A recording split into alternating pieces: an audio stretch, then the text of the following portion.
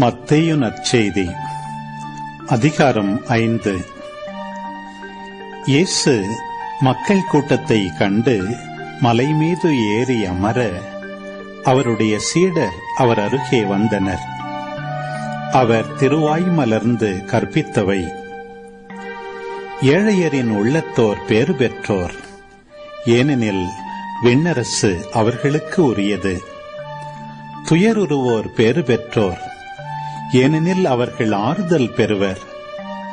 கனிவுடையோர் பேறு பெற்றோர், ஏனெனில் அவர்கள் நாட்டை உரிமை சொத்தாக்கிக் கொள்வர். நீதி நிலைநாட்டும் வேட்கை கொண்டோர் பேறு பெற்றோர், ஏனெனில் அவர்கள் நிறைவு பெறுவர். இரக்கமுடையோர் பேறு பெற்றோர், ஏனெனில் அவர்கள் இரக்கம் பெறுவர். தூய்மையான உள்ளத்தோர் பேறு பெற்றோர், ஏனெனில் அவர்கள் கடவுளை காண்பர். அமைதி ஏற்படுத்துவோர் பேறு பெற்றோர், ஏனெனில் அவர்கள் கடவுளின் மக்கள் என அழைக்கப்படுவர்.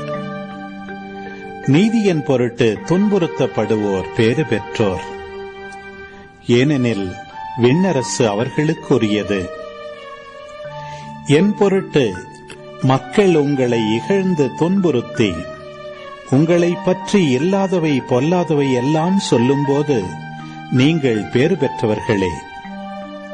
மகிழ்ந்து பேருவகை கொள்ளுங்கள், ஏனெனில் விண்ணுலகில் உங்களுக்கு கிடைக்கும் கைமாறு மிகுதியாகும். இவ்வாறே உங்களுக்கு முன்னிருந்த இறைவாக்கினர்களையும் அவர்கள் துன்புறுத்தினார்கள். நீங்கள் மண்ணுலகிற்கு உப்பாயிருக்கிறீர்கள். உப்பு ஓர்பற்று போனால் எதை கொண்டு அதை ஓர்ப்புள்ளதாக்க முடியும்? அது வெளியில் கொட்டப்பட்டு மனிதரால் மிதிப்படும், வேறு ஒன்றுக்கும் உதவாது. நீங்கள் உலகிற்கு ஒளியாயிருக்கிறீர்கள். மலை மேல் இருக்கும் நகர் மறைவாயிருக்க முடியாது. எவரும் விளக்கை ஏற்றி மரக்காலுக்குள் வைப்பதில்லை, மாறாக விளக்கு தண்டின் மீதே வைப்பர். அப்பொழுதுதான் அது வீட்டில் உள்ள அனைவருக்கும் ஒளி தரும். இவ்வாறே உங்கள் ஒளி மனிதர் முன் ஒளிர்க. அப்பொழுது அவர்கள் உங்கள் நற்செயல்களை கண்டு உங்கள் விண்ணகத் தந்தையை போற்றி புகழ்வார்கள். திருச்சட்டத்தையோ இறைவாக்குகளையோ நான் அழிக்க வந்தேன் என நீங்கள் எண்ண வேண்டாம். அவற்றை அழிப்பதற்கல்ல, நிறைவேற்றுவதற்கே வந்தேன். விண்ணும் மண்ணும் ஒழிந்து போகும் முன் திருச்சட்டம் யாவும் நிறைவேறும். அதன் ஒரு சிற்றெழுத்தோ ஒரு புள்ளியோ ஒழியாது என உறுதியாக உங்களுக்கு சொல்லுகிறேன். எனவே இக்கட்டளைகளில் மிகச் சிறியது ஒன்றையேனும் மீறி அவ்வாறே மக்களுக்கும் கற்பிக்கிறவர் விண்ணரசில் மிகச் சிறியவர் என கருதப்படுவார். இவை அனைத்தையும் கடைபிடித்து கற்பிக்கிறவரோ விண்ணரசில் பெரியவர் என கருதப்படுவார். மறைநூல் அறிஞர் பரிசேயர் ஆகியோரின் நெறியை விட உங்கள் நெறி சிறந்திருக்கட்டும். இல்லையெனில் நீங்கள் விண்ணரசுக்குள் புக முடியாது என உங்களுக்கு சொல்லுகிறேன். கொலை செய்யாதே, கொலை செய்கிறவர் எவரும் தண்டனை தீர்ப்புக்கு ஆளாவர் என்று முற்காலத்தவருக்கு கூறப்பட்டிருப்பதை கேள்விப்பட்டிருக்கிறீர்கள். ஆனால் நான் உங்களுக்கு சொல்லுகிறேன், தம் சகோதரர் சகோதரிகளிடம் சினங்கொள்கிறவர் தண்டனை தீர்ப்புக்கு ஆளாவார்.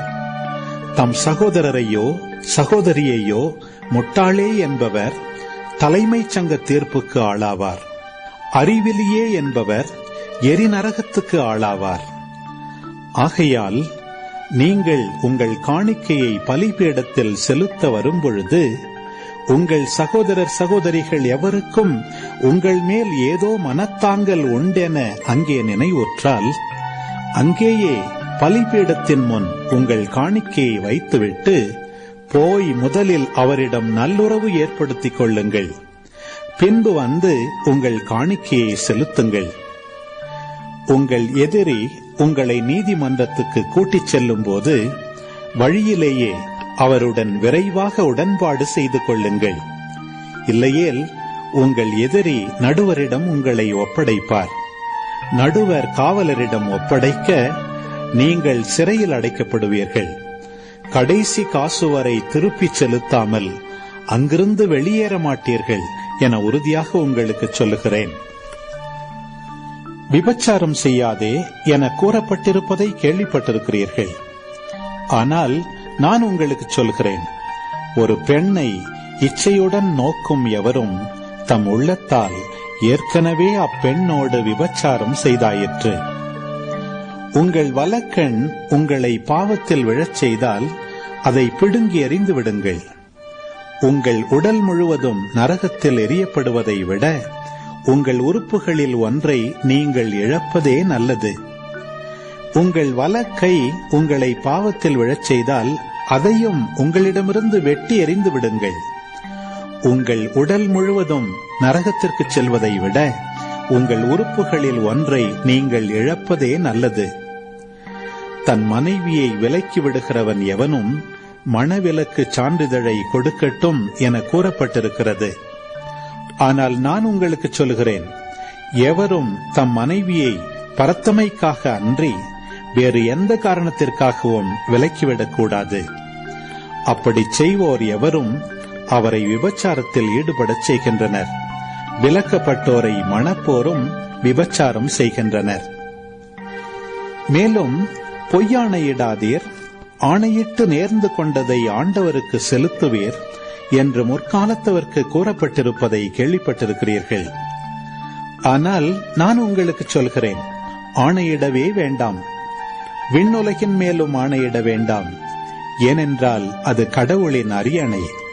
மண்ணுலகின் மேலும் வேண்டாம், ஏனெனில் அது அவரின் கால்மணை. எருசலேம் மேலும் வேண்டாம், ஏனெனில் அது பேரரசரின் நகரம். உங்கள் தலைமுடியின் மேலும் ஆணையிட வேண்டாம், ஏனெனில் உங்கள் தலைமுடி ஒன்றையேனும் வெள்ளையாக்கவோ கருப்பாக்கவோ உங்களால் இயலாது. ஆகவே நீங்கள் பேசும்போது ஆம் என்றால் ஆம் எனவும் இல்லை என்றால் இல்லை எனவும் சொல்லுங்கள். இதைவிட மிகுதியாகச் சொல்வது எதுவும் தீயோனிடத்திலிருந்து வருகிறது. கண்ணுக்கு கண் பல்லுக்கு பல் என்று கூறப்பட்டிருப்பதை கேள்விப்பட்டிருக்கிறீர்கள். ஆனால் நான் உங்களுக்கு சொல்கிறேன், தீமை செய்பவரை எதிர்க்க வேண்டாம். மாறாக உங்களை வலக்கன்னத்தில் அறைபவருக்கு மறுகன்னத்தையும் திருப்பி காட்டுங்கள். ஒருவர் உங்களுக்கு எதிராக வழக்கு தொடுத்து உங்கள் அங்கியை எடுத்துக்கொள்ள விரும்பினால் உங்கள் மேலுடையையும் அவர் எடுத்துக்கொள்ள விட்டுவிடுங்கள். எவராவது உங்களை ஒரு கல் தொலைவர கட்டாயப்படுத்தினால் அவரோடு 2 கல் தொலை செல்லுங்கள். உங்களிடம் கேட்கிறவருக்கு கொடுங்கள், கடன் வாங்க விரும்புகிறவருக்கு முகம் கோணாதீர்கள். உனக்கு அடுத்திருப்பவரிடம் அன்பு கூறுவாயாக, பகைவரிடம் வெறுப்பு கொள்வாயாக என கூறியிருப்பதை கேட்டிருக்கிறீர்கள். ஆனால் நான் உங்களுக்கு சொல்கிறேன், உங்கள் பகைவரிடமும் அன்பு கூறுங்கள். உங்களை துன்புறுத்துவோருக்காக இறைவனிடம் வேண்டுங்கள். இப்படி செய்வதால் நீங்கள் உங்கள் விண்ணக தந்தையின் மக்களாவீர்கள். ஏனெனில் அவர் நல்லோர் மேலும் தீயோர் மேலும் தம் கதிரவனை உதித்தெழச் செய்கிறார். நேர்மையுள்ளோர் மேலும் நேர்மையற்றோர் மேலும் மழை பெய்யச் செய்கிறார். உங்களிடத்தில் அன்பு செலுத்துவோரிடமே நீங்கள் அன்பு செலுத்துவீர்களானால் உங்களுக்கு என்ன கைமாறு கிடைக்கும்? வரி தண்டுவோரும் இவ்வாறு செய்வதில்லையா? நீங்கள் உங்கள் சகோதர சகோதரிகளுக்கு மட்டும் வாழ்த்து கூறுவீர்களானால் நீங்கள் மற்றவருக்கும் மேலாக செய்து விடுவதென்ன?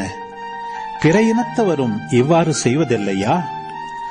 ஆதலால் உங்கள் விண்ணக தந்தை நிறைவுள்ளவராயிருப்பது போல நீங்களும் நிறைவுள்ளவர்களாயிருங்கள்.